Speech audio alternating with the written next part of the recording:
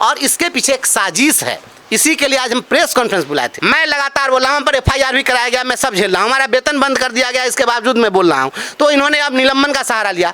तो अब ये निलंबन, अगर इनकी मंशा अच्छी होती, आरोप ही थे तो निलंबित करते, तो हमारा मुख्यालय प्रखंड के अधीन किसी कार्यालय में करते। शिक्षा विभाग के सारे अधिकारी सम्मिलित हैं जिन्होंने पत्र जारी करवाया है। इसमें राज्य के अपर मुख्य सचिव आदरणीय के पाठक जी हैं, मुजफ्फरपुर के जिला शिक्षा पदाधिकारी हैं, मुजफ्फरपुर के DPO स्थापना है, और तमाम लोग मिलकर वीडियो पर दबाव बनाए हैं। हे विधायक और विधान पार्षद महोदय लोग, धन्य हैं, लाज लगी कि नहीं लगी वह वीडियो देखकर जिसमें पूरे बिहारियों को गाली दिया गया। नमस्कार, आप देखना शुरू कर चुके हैं फर्स्ट लुक बिहार। मैं सेहल आपके साथ, और अब ये मौजूद है बंशीधर ब्रिजवासी के साथ, जो शिक्षक नेता है जिनका निलंबन लेटर जारी कर चुका है। अब शिक्षकों में भी काफ़ी आक्रोश है, और वो भी काफ़ी बड़े बड़े इल्जाम के पाठक और विभागों के लोग पर लगा रहे हैं। तो उनसे बात करेंगे कि निलंबन लेटर आ चुका है, अभी आचार संहिता भी लगी हुई है, तो अब आगे अब क्या प्रक्रिया, अगला कदम क्या होगा?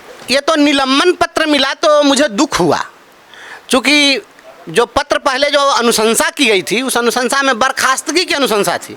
तो मैं तो सोच रहा था कि मुझे बर्खास्त किया जाएगा, तो बर्खास्तगी के लिए मैं मानसिक रूप से तैयार था। तो यह निलंबन का पत्र आया तो मुझे थोड़ी निराशा हाथ लगी। मैं तो चाहता था कि हमको बर्खास्त कर दें ताकि हम इनका जवाब दे सकें। खैर, नियोजन इकाई को इतनी सद्बुद्धि आई कि नहीं, ये जो आदेश है, यह तुगलकी फरमान है बर्खास्तगी का, तो उन्होंने केवल निलंबन किया, वो भी दबाव में किया गया है, वह स्पष्ट है। तो निलंबन का आदेश उन्होंने जारी कर दिया है। लेकिन सबसे दुखद बात यह है कि निलंबन मुख्यालय हमारा फिक्स किया गया सकरा प्रखंड हमारे मरवन प्रखंड की परिधि से 50 किलोमीटर की दूरी पर है। और नियोजित शिक्षकों की जो नियमावली है, हम इसी चीज़ की लड़ाई लड़ रहे हैं कि हमें आप नियोजन इकाई के बैरियर से फ्री करिए, अंतर जिला स्थानांतरण हो, हमारा अंतर प्रखंड हमारा स्थानांतरण हो, तो ये हमको नहीं दे रहे हैं। और आज जब हमारे निलंबन की बात आई है तो इन्होंने मेरा निलंबन मुख्यालय सकरा में फिक्स करा दिया। तो आप जो मांग कर रहे थे ये तो वही हुआ ना, आप भी अंतर जिला मांग कर रहे थे, वही हुआ। तो ये स्थानांतरण हम न मांग रहे हैं, हम ये थोड़े कह रहे हैं कि हमको आप सस्पेंड कर दीजिए, हम ये तो नहीं, हम और वो ऐच्छिक स्थानांतरण की मांग है। मेरा कहना यह इलीगल है, मैं इसके लीगलिटी पर बात कर रहा हूँ, इसकी वैधानिकता पर बात कर रहा हूँ। यह बिल्कुल अवैध है, यह गैर कानूनी है, ऐसा आदेश ये नहीं दे सकते हैं। किसी भी वीडियो का क्षेत्राधिकार जो होता है उसका अपना ब्लॉक होता है, वो अपने प्रखंड से बाहर के किसी कार्यालय का हेड तो है नहीं, तो फिर वहाँ किसी को कैसे भेज सकता है। तो इन्होंने किया है, यह बिल्कुल गलत किया है, और इसके पीछे एक साजिश है। इसी के लिए आज हम प्रेस कॉन्फ्रेंस बुलाए थे कि यह साजिश को समझिए। हम लगातार शिक्षा विभाग में हो रही तानाशाही, अफसरशाही, हिटलरशाही, यहाँ शिक्षा विभाग में लूट खसोट अत्याचार जो हो रहा है, घोटाले हो रहे हैं, ये चारा घोटाला से बड़ा घोटाला हुआ है। इन तमाम घोटालों के खिलाफ हम लगातार आवाज़ उठा रहे हैं। आप देख रहे हैं, ये सभी की आवाज़ बंद करा दिए, किसी को सस्पेंड करो, किसी पर FIR करो, किसी को नोटिस भेजो। मैं लगातार बोल रहा हूँ, हम पर FIR भी कराया गया, मैं सब झेल रहा हूँ, हमारा वेतन बंद कर दिया गया, इसके बावजूद मैं बोल रहा हूँ। तो इन्होंने अब निलंबन का सहारा लिया। तो अब ये निलंबन, अगर इनकी मंशा अच्छी होती, आरोप ही थे तो निलंबित करते, तो हमारा मुख्यालय प्रखंड के अधीन किसी कार्यालय में करते। लेकिन इन्होंने हमारा निलंबन मुख्यालय सकरा में किया, तो इससे पूरा स्पष्ट हो गया है कि एक साजिश है, ताकि सकरा आने जाने के क्रम में ये हमारा रोड एक्सीडेंट करा के हत्या कराना चाहते हैं। सहरसा में भी अभी एक मौत हुई है शिक्षक की, तो क्या लग रहा है कि उसके पीछे बिल्कुल कहीं ना कहीं आखिर किसी की हत्या कोई प्रेम से तो करता नहीं है, हत्या तो दुश्मनी से न करेगा। और हम भ्रष्टाचारियों का विरोध कर रहे हैं तो स्वाभाविक है उनसे हमारी दुश्मनी है। जब यहाँ पर 80,000 में 70,000 में लगने वाले समरसेबुल का एस्टिमेट 2,64,000 बनाया जाएगा, 2,000 के बेंच डेस्क का 5,000 रुपया करके BTC फॉर्म 25 पर निकासी होगी ताकि उसका ऑडिट नहीं हो। जब यहाँ पर प्रीफैब स्ट्रक्चर बनाया जाएगा, जो 5 लाख का वाउचर बनाया जाएगा और 1.5 लाख रुपया लागत होगी।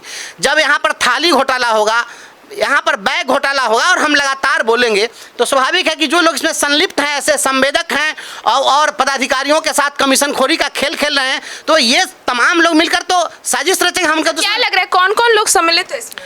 शिक्षा विभाग के सारे अधिकारी सम्मिलित हैं जिन्होंने पत्र जारी करवाया है। इसमें राज्य के अपर मुख्य सचिव आदरणीय के पाठक जी हैं, मुजफ्फरपुर के जिला शिक्षा पदाधिकारी हैं, मुजफ्फरपुर के डीपीओ स्थापना है और तमाम लोग मिलकर वीडियो पर दबाव बनाए हैं और तब वीडियो मैडम ने पत्र इशू किया है और हमारा निलंबन मुख्यालय सकरा फिक्स किया है। यह दबाव देकर के ऐसा किया गया है और ये दबाव में पदाधिकारी से नियोजन इकाई से काम करवाया जा रहा है। तो क्या लग रहा है भ्रष्टाचार को दबाने के लिए ये सब कुछ मिलीभगत करके की जा रही है? निश्चित रूप से यह भ्रष्टाचार के खिलाफ उठने वाली आवाज को दबाना चाहते हैं। शिक्षकों के शोषण, शिक्षकों के ऊपर हो रहे अत्याचार, बच्चों अभिभावकों के ऊपर हो रहे अत्याचार के खिलाफ हम लगातार आवाज उठा रहे हैं। उस आवाज को दबाने के लिए इस प्रकार की साजिश रची गई है और ये लोग कर रहे हैं। ये साजिश के तहत किया जा रहा है। मैं जिला प्रशासन से मांग कर रहा हूं प्रेस कॉन्फ्रेंस के माध्यम से कि आप हमारे जान माल की सुरक्षा करिए।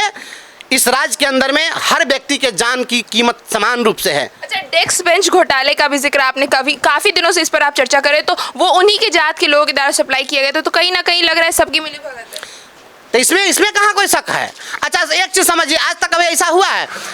इन्होंने कहा कि हर हाल में पेमेंट कर दीजिए 31 मार्च के पहले, तो क्वालिटी की जब तक जांच हुई नहीं तब तक पेमेंट कैसे हुआ? ये सवाल तो आप पूछ सकते हैं। आप लोग पूछिए कि क्वालिटी की जांच जब तक नहीं हुई तो पेमेंट कैसे हो गया, और अगर पेमेंट हो गया तो किसके सर्टिफिकेट पर पेमेंट हुआ था, और जब वह क्वालिटी वाला था तो फिर पेनाल्टी क्यों लगाया गया? हम जब आवाज़ उठाए तो आपने देखा ना, पटना में वहाँ पर एजेंसियों पर जुर्माना लगा, मुजफ्फरपुर में भी जुर्माना लगाए जाने की बात आई है। तो ये जुर्माना का जो खेल करके दिखावे की जो कार्रवाई हो रही है, तो आखिर क्वालिटी की जांच किसने की थी और पेमेंट किसने? लग रहा है कि इन सब के पीछे जो क्वालिटी की जांच नहीं हुई, सारी चीज़ों के पीछे कौन लोग हैं? कौन लोग हैं? पूरा सिंडिकेट है। शिक्षा विभाग के नीचे से लेकर ऊपर तक तमाम पदाधिकारी हैं। शिक्षा विभाग के अलावा भी और विभाग के लोग मिले हुए हैं। और विभाग के लोग इसमें क्या करेंगे? और विभाग के लोगों का इसमें कौन चीज़ है? इसमें शिक्षा विभाग का खेल चल रहा है ना। या शिक्षा विभाग में नीचे से ऊपर तक यही चल रहा है और सारे लोग यहाँ मत्स्य न्याय का सिद्धांत चल रहा है। हर बड़ी मछली छोटी मछली को निगलने को आतुर है और यहाँ पर सूली और वसूली का धंधा जारी है।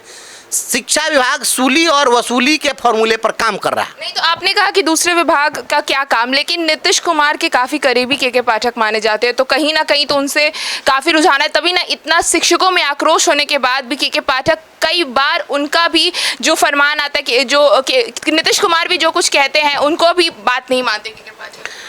ये बात तो मुख्यमंत्री जी से पूछिए। अब हम तो मुख्यमंत्री हैं नहीं। राज्य के मुख्यमंत्री अगर सदन के अंदर कोई चीज़ घोषणा कर दे, वो सरकार का वक्तव्य हो गया और वो रूल बन जाता है। तो सदन के अंदर उन्होंने घोषणा कर दी कि 10 बजे से 4 बजे तक स्कूल चलेगा, तो मुख्यमंत्री जी के घोषणा फेलम फेल और 10 बजे से 4 बजे तक स्कूल नहीं है भेल। अच्छा, अभी छुट्टी सारी चीज़ें रद्द कर देते हैं, छुट्टी शिक्षकों को छुट्टी नहीं देते के पाठक। वहीं उन्होंने 3 जून से लेकर 30 जून तक के लिए अभी आवेदन दे दिया छुट्टी के लिए। तुलसीदास जी लिखे हुए रामचरितमानस में कि समर्थ के नहीं दोष गोसाई, तो सामर्थ्यवान लोगों का दोष नहीं देखा जाता है। इसलिए यहाँ पर मान लीजिए कि ये जो कुछ भी कर रहे हैं वह एकदम ब्रह्म अवतारी पुरुष हैं, क्योंकि उनका है कि उनके खिलाफ जो ही बोलिएगा तो आपको फांसी दे दिया जाएगा। हो सकता है कल को आप हमसे इतना पूछ रहे हैं सवाल तो आप ही पर नोटिस भेज देंगे।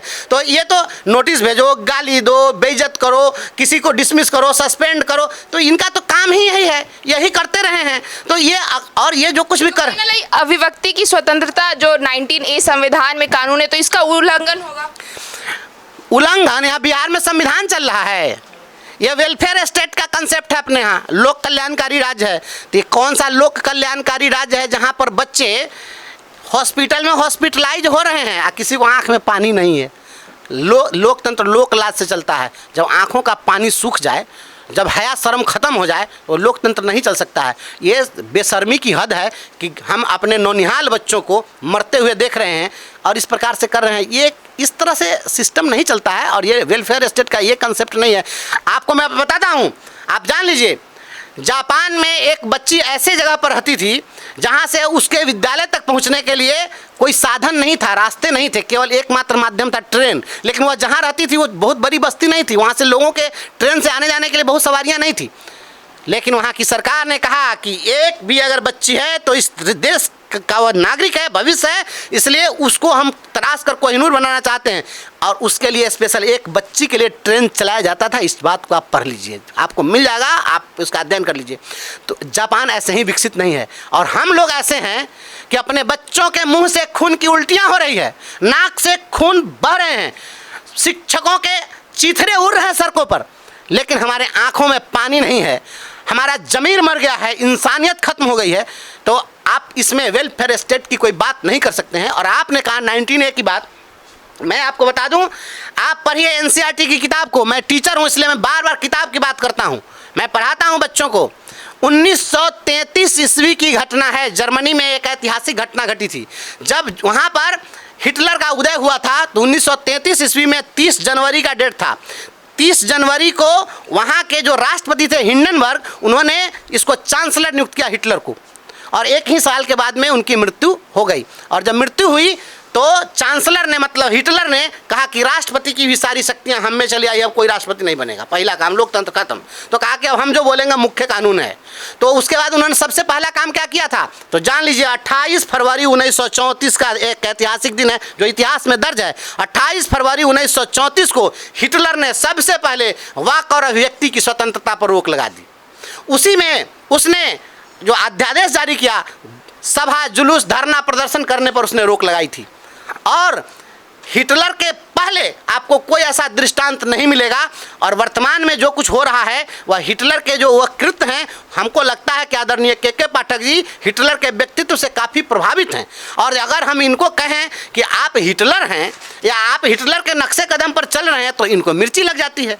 तो अब इसमें मेरा क्या दोष है? आखिर आप किसी न किसी कैरेक्टर का ही उदाहरण देंगे। लोग क्या कहते हैं कि भगवान के अवतार है, बुद्ध के अवतार है, कृष्ण के अवतार है, तो ये हिटलर के अवतार हैं। तो ऐसे, लेकिन इसका एक अंत यह भी हुआ था, इस बात को जान लीजिए। हिटलर का प्रचार मंत्री था गोबल्स, वो बोलता था कि झूठ बोलो, 1000 बार बोलो, और हर बार पहली बार की अपेक्षा अधिक जोर जोर से बोलो, झूठ भी सच हो जाएगा। और इसी फार्मूले पर वो झूठ बोलता था। और अंत में गोबल्स भी मरा, हिटलर भी मरा, हिटलर की प्रेमिका भी मरी, और सभी लोग जाकर बंकर में छिपे हुए थे और आत्महत्या करके मर गए। इसीलिए नारा लगाया जाता है कि जो हिटलर की चाल चलेगा वो हिटलर की मौत मरेगा। नारा मैं फिर बुलंद करूंगा, जो हिटलर की चाल चलेगा वो हिटलर की मौत मरेगा। आपने ये भी कहा था कि आपने एक आरोप लगाया बड़ा कि हत्या की साजिश हो रही है, जिसके कारण आप बार बार कह रहे हैं कि उसके पीछे जो भी अधिकारी लोग हैं वो है। तो निश्चित रूप से जो कुछ भी हो रहा है, अब आवाज़ दबाने के लिए, मेरी आवाज़ तो दब नहीं रही है। आपने FIR करवा कर देख लिया। आपने पहले जुलाई में ही जब पटना में हम लोग धरना प्रदर्शन किए थे तो निलंबन का आदेश निकाले, वो निलंबित आप नहीं करा सके हमको। फिर बर्खास्तगी का आपने आदेश दिया, वो बर्खास्तगी आप नहीं करा सके। फिर अब आप निलंबित कराए तो निलंबन मुख्यालय मेरा कहाँ करा दिए, तो सकरा करा दिए। इस बीच में हमारे स्कूल का प्रतिदिन जाँच कराते रहे, फोटो खिंचवाते रहे, आखिर निरीक्षण हुआ, हम पर आप क्या इल्जाम लगाइएगा? आपके तो सारे संवैधानिक भाषा का प्रयोग करने का निलंबन लेटर में भी ये चीज़ लिखा गया है। तो मैं वही तो जानना चाहता हूं कि मैं किस गैर संवैधानिक भाषा का प्रयोग किया हूं? असंसदीय, उन्होंने कहा है कि असंसदीय भाषा, तो हम असंसदीय भाषा बोले।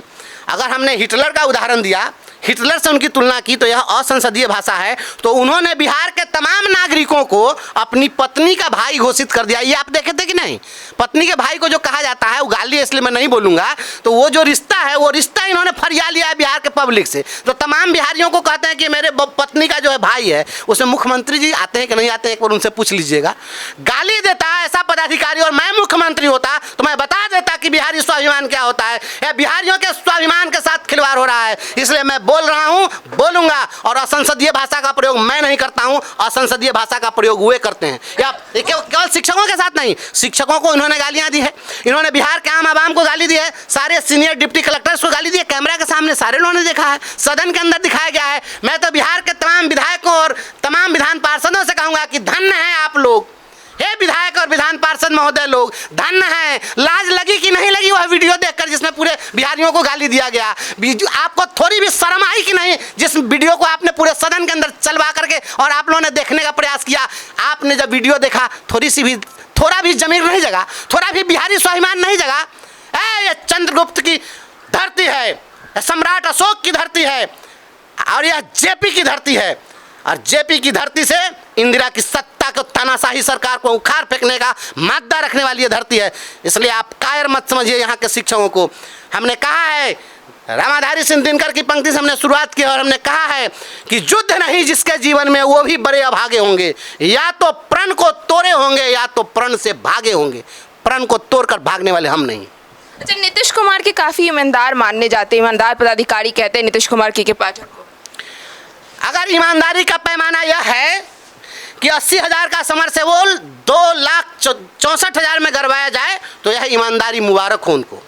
अगर यह ईमानदारी है कि गरीबों के बच्चों के लिए टीन का घर बना दिया जाए और उसमें उनको बॉयलर में उनको तपा दिया जाए और जो 1.5 लाख में बनने वाला है उसमें 5 लाख का बिल निकाल दिया जाए, अगर ईमानदारी का पैमाना यह है कि 1500 से 2000 का बेंच डेस्क 5000 में खरीदा जाए, तो ऐसी ईमानदारी आदरणीय मुख्यमंत्री जी को मुबारक हो। और इस प्रकार की जो शिक्षा व्यवस्था है कि जब पढ़ाई हो सकती थी तो गर्मी की छुट्टी कर दो, और जब नहीं पढ़ने की स्थिति है तो उस समय स्कूल खोल दो, और दबाव पड़े तो गर्मी की छुट्टी घोषित कर दो, तो बच्चे तब भी ना पढ़े, बच्चे अब भी ना पढ़े। और ऐसा शिक्षा मॉडल अगर आपको लगता है कि यह आदर्श है और ऐसे पदाधिकारी ईमानदार हैं, तो यह शिक्षा मॉडल आपको मुबारक हो। और आपको लगता है कि बिहार विश्व गुरु बनने की ओर है, तो भारत और बिहार के हर बच्चा विश्व गुरु बन रहा है, इसकी मैं आपको बहुत बहुत बधाई देता हूँ। जी बहुत बहुत धन्यवाद। जैसा कि हमने बात किया, शिक्षक संघ के नेता बंशीधर बृजवासी थे। उनका कहना था कि इस बार उन्होंने के पाठक के साथ साथ नीतीश कुमार पर भी जमकर बोला है। साथ ही साथ उन्होंने यह भी कहा है कि विधायकों का भी